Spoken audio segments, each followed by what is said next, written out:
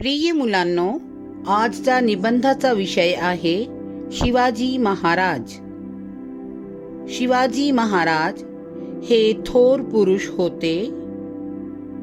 त्यांचा जन्म शिवनेरी किल्ल्यावर झाला। त्या काळात मोगलांचे राज्य होते।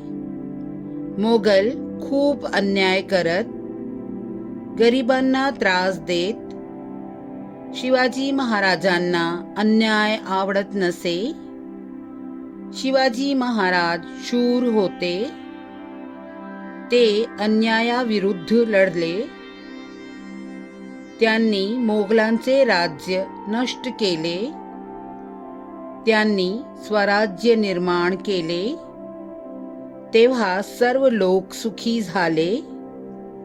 मला शिवाजी महाराजांविषयी खूप आदर वाटतो। चॅनलला सबस्क्राईब करा।